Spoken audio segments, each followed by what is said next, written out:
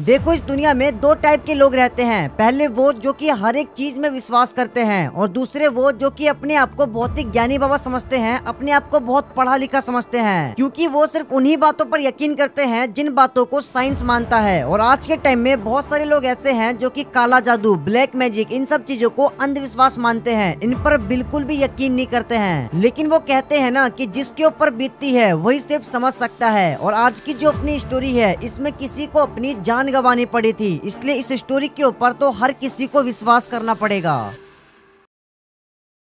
Hello, पहचाना तो केहन छी यहाँ सब ठीक ठाक ना। अब तुम भाई बोलोगे कि मैं क्या बोल रहा हूँ, मैं बोल रहा हूँ हमारे बिहार की प्रसिद्ध मैथिली भाषा। और जितने भी लोग बिहार से होंगे वो समझ गए होंगे कि मैंने अभी क्या कहा। मैंने कहा कैसे हो तुम लोग, ठीक हो ना। मैं इसलिए बिहार में बात कर रहा हूँ क्योंकि आज की जो हमारी स्टोरी है वो बिहार की होने वाली है। और गाइस, जिस गांव की ये स्टोरी है वो बिहार का एक बहुत ही पॉपुलर गांव है, एंड मैं उस गांव का नाम नहीं ले सकता हूं क्योंकि जिसने मेरे को ये स्टोरी बताई है उसने उसका नाम और उस गांव का नाम लेने से साफ साफ मना कर दिया है। और मैं वैसे ही बता नहीं सकता हूं क्योंकि वो जो गांव है बहुत ही ज्यादा पॉपुलर गांव है। मैं जैसे ही गांव का नाम लूंगा तो भाई सब लोग पहचान जाएंगे और बेमतलब की रिस्ट्रिक्शन वगैरह लग जाएगी। और वैसे ही ना, यूट्यूब को मेरे से पर्सनली दुश्मनी है, यूट्यूब मेरे से किलसा पड़ा है क्योंकि भाई पिछली वाली स्टोरी तुमने देखी होगी, उसमें ना ही मैंने कुछ गलत बोला, ना ही गलत कुछ दिखाया, ना ही गलत मैंने कुछ करा, लेकिन फिर भी यूट्यूब ने उस वाली वीडियो पर येलो डॉलर दे दिया।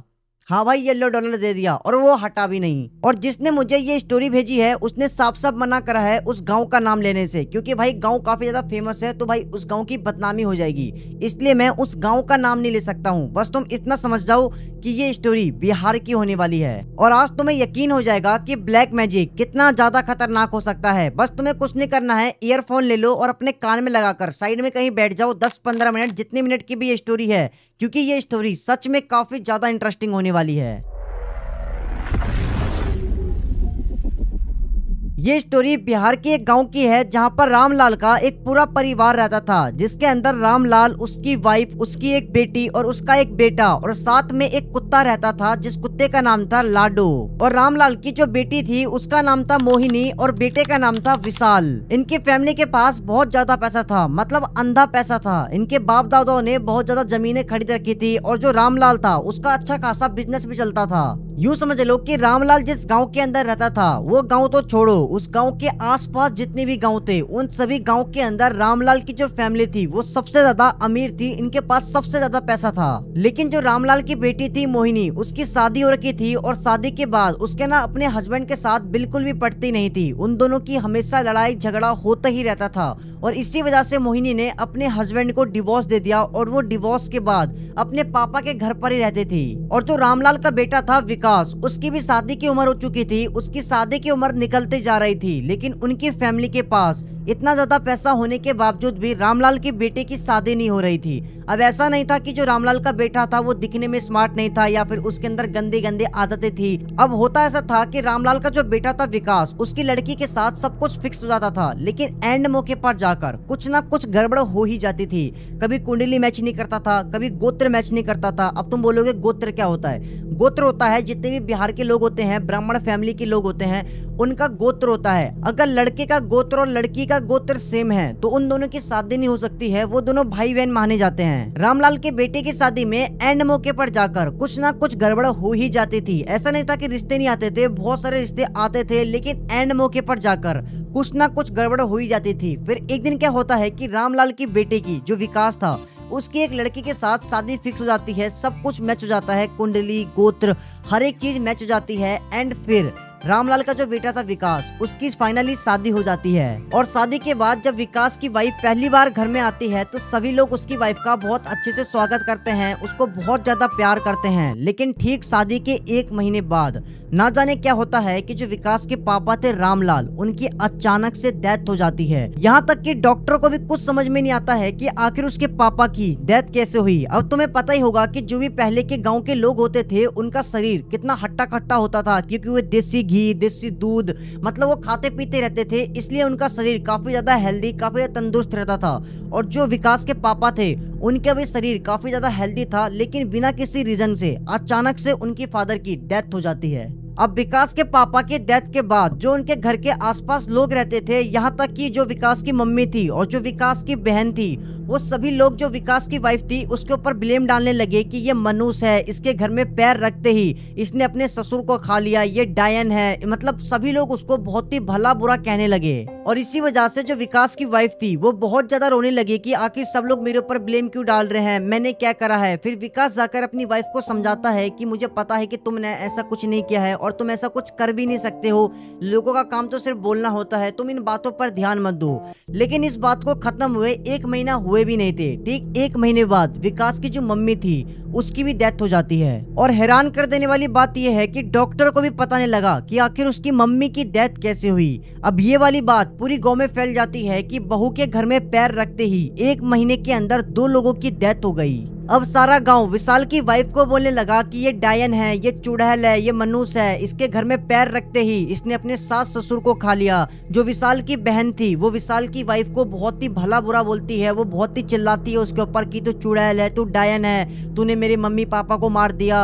अब जब सब विशाल की वाइफ को डायन बोलने लगे तो अब विशाल के मन में भी ये आ गया था क्या सच में उसकी वाइफ डायन तो नहीं है। और इसी वजह से जो विशाल की वाइफ थी वो बहुत ज्यादा डिप्रेशन में चली जाती है। उसने अपने आप को 2 दिन तक कमरे में बंद करके रखा हुआ था। तो फिर विशाल अपनी वाइफ के पास जाता है और उससे सब कुछ पूछता है। तो विशाल की वाइफ रोते रोते बताती है कि मैं ऐसा क्यों करूंगी, मैं अपने होने वाले बच्चे की कसम खा के कहती हूँ मैंने ये सब नहीं किया, सब लोग मेरे पीछे पड़े हुए हैं, सब मेरे को भला बुरा कह रहे हैं, मेरे पीछे सब लोग क्यों पड़े हुए हैं। फिर जैसे तैसे करके ये टाइम भी निकल जाता है। अब विशाल की शादी को पूरे 2 साल हो गए थे, लेकिन इन 2 सालों में विशाल और उसकी वाइफ को कोई बच्चा नहीं हो रहा था।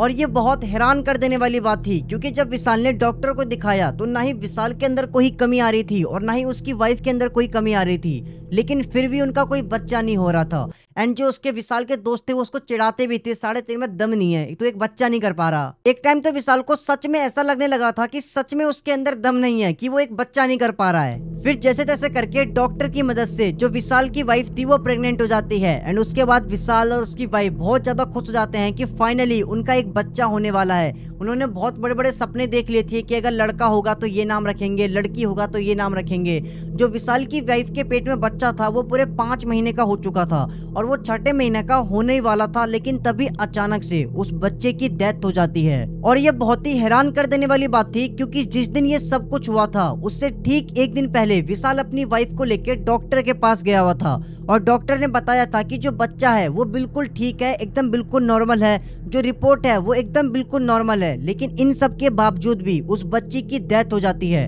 डॉक्टर को कुछ भी समझ में नहीं आता है। डॉक्टर सिर्फ इतना बोलते हैं ये भाई ये पॉसिबल ही नहीं है, भाई मैंने कल ही रिपोर्ट देखा था, रिपोर्ट में सब कुछ नॉर्मल था, लेकिन इस बच्चे की डेथ कैसे हो गई। फिर विशाल और उसकी वाइफ बहुत ज्यादा दुखी हो जाते हैं क्योंकि उन्होंने बहुत बड़े बड़े सपने देख लिए थे। अब उनको ऐसा लग रहा था कि जो उनके सपने हैं वो अब पूरे नहीं हो सकते, उनका पेरेंट्स बनने का सपना अब अधूरा रह जाएगा। लेकिन जो डॉक्टर थे उन्होंने बताया कि तुम फिर से एक बच्चा प्लान करो एंड इस बार हमें बहुत ही ज्यादा केयरफुल रहना होगा। फिर जो विशाल था वो फिर से एक बच्चा प्लान करता है और फिर थोड़ी टाइम बाद जो उसकी वाइफ थी वो फिर से प्रेग्नेंट हो जाती है और फिर धीरे धीरे जो उसके पेट में बच्चा था वो पूरे 5 महीने का हो जाता है और वो 6ठे महीना का होने ही वाला था। और 6ठे महीने में ही जो उनका पहला बच्चा था उसके पेट में डेथ हो गई थी। एंड इस बार वो बहुत ज्यादा केयरफुल थे। विशाल जो था वो अपनी वाइफ का पूरे अच्छे से ध्यान रख रहा था, बहुत अच्छे से ध्यान रख रहा था। फिर जैसे तैसे करके विशाल की वाइफ के पेट में जो बच्चा था उसका 6ठा महीना अच्छे से कंप्लीट हो जाता है क्योंकि जो 6ठा महीना था इसी मंथ में जो उनका पहला बच्चा था उनकी डेथ हो गई थी। एंड जो विशाल और उसकी वाइफ बहुत ज्यादा खुश हो जाते हैं कि जैसे तैसे करके उनके बच्चे का 6ठा मंथ कंप्लीट हो गया और कुछ मंथ बाद ही उनके बच्चे की डिलीवरी हो जाएगी। लेकिन 6ठा महीना कंप्लीट होने के बाद जैसे ही 7वां महीना चढ़ा उनके दूसरे बच्चे की भी अचानक से पेट में ही डेथ हो जाती है। विशाल और उसकी वाइफ का तो उम्मीद ही टूट गया था कि अब शायद ही उन्हें कोई बच्चा होगा। जो विशाल की वाइफ थी वो हमेशा रोती रहती थी। लेकिन इसी बीच में विशाल को एक बाबा के बारे में पता लगता है और वो जो बाबा थे जहाँ पर विशाल रहता था, जिस गाँव में विशाल रहता था, उसी गाँव के जस्ट बगल में एक बाबा रहते थे जिनका नाम था शंभू बाबा। ये जो बाबा थे ऐसा कहा जाता था कि इस बाबा के पास बहुत ही ज्यादा तांत्रिक विद्या, बहुत ज्यादा शक्ति थी एंड ये बाबा किसी भी प्रॉब्लम का सल्यूशन निकाल कर दे देते थे।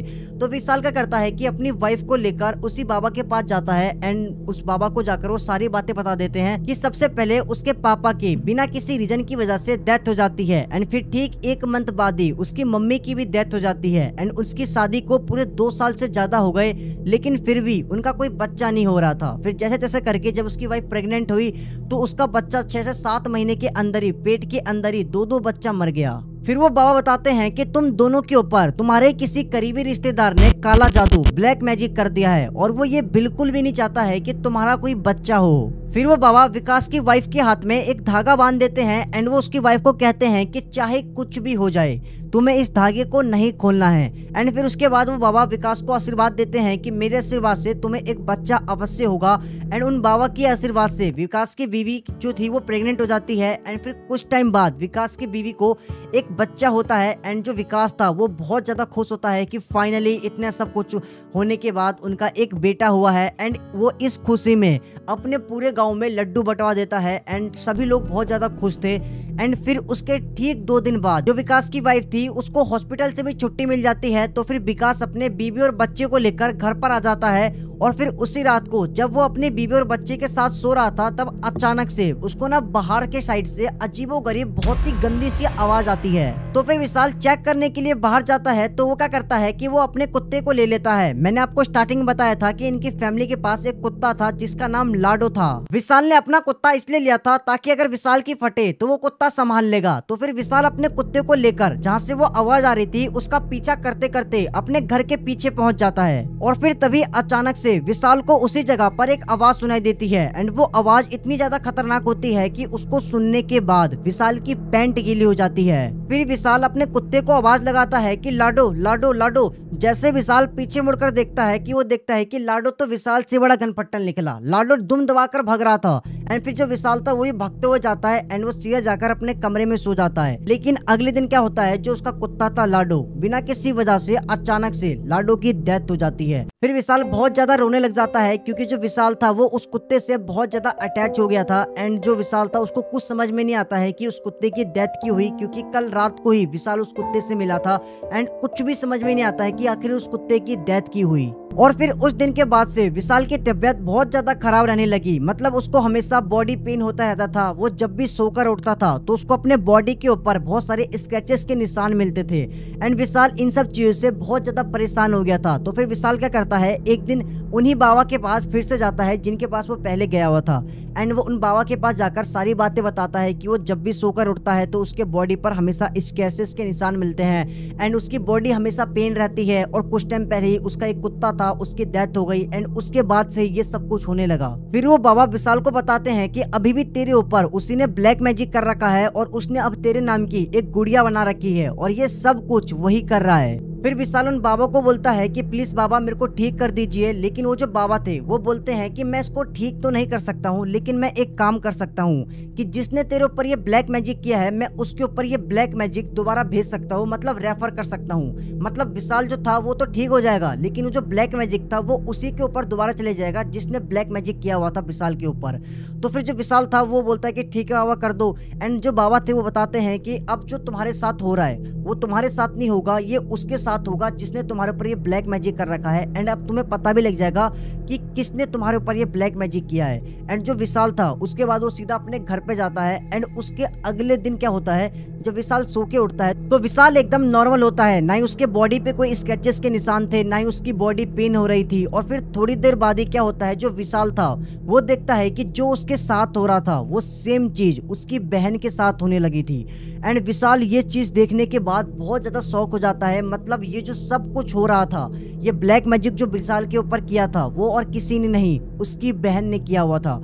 एंड फिर विशाल अपनी बहन को डॉक्टर के बहाने उस बाबा के पास लेके जाता है एंड फिर उसके बाद वो जो बाबा थे वो उसकी बहन को धर लेते हैं। एंड फिर उसके बाद उसकी बहन ने सब कुछ कबूल कर लिया कि उसी ने ये सब कुछ करवाया था। उसी ने ब्लैक मैजिक की वजह से उसी ने अपने पापा की बलि दी, उसी ने अपनी मम्मी की बलि दी। उसी की वजह से उसकी भाई की शादी नहीं हो रही थी और शादी के बाद उनका कोई बच्चा नहीं हो रहा था। और जब उसका बच्चा हुआ तो उसने उनके दोनों बच्चे को पेट में ही मरवा दिया। और उसने ये सब कुछ प्रॉपर प्रॉपर्टी के लिए किया था। वो ये चाहती थी कि वो सबको मार देगी एंड फिर उसके बाद जितनी भी प्रॉपर्टी है वो सब कुछ उसके नाम हो जाएगी और वो रानियों की तरह जिएगी। और इसीलिए उसने अपने सगे माँ बाप को, अपने भाई के 2 बच्चों को जान से मार दिया।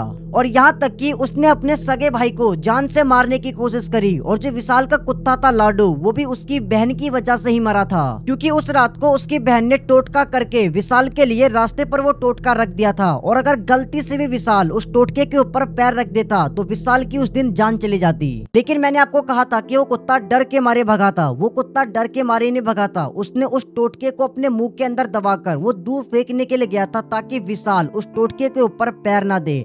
लेकिन उसने अपने मुंह के अंदर दबाया था, इसीलिए उस टोटके का असर उस कुत्ते के ऊपर हो गया। उस कुत्ते ने विशाल की जान बचाने के चक्कर में अपनी खुद की जान गंवा दी। इसीलिए तो कहते हैं कि कुत्ते वफादार होते हैं। तुम्हें कोई इंसान धोखा दे सकता है लेकिन एक कुत्ता कभी नहीं। तो गाइस ये थी अपनी आज की स्टोरी। आई होप कि तुम्हें अच्छी लगी होगी। और देख लो वीडियो बनाते बनाते सुबह के 4:23 हो गए एंड गाइस अब मैं वीडियो को खत्म कर रहा हूँ। तो गाइस प्लीज वीडियो को लाइक कर देना, चैनल को सब्सक्राइब करके घंटे को ऑल पर सेट कर देना, बस और कुछ नहीं चाहिए मेरे को। और हमेशा ब्लैक मैजिक, काला जादू वगैरह से बचकर रहना एंड मिलते हैं फिर नेक्स्ट वीडियो में। तब तक के लिए बाय बाय।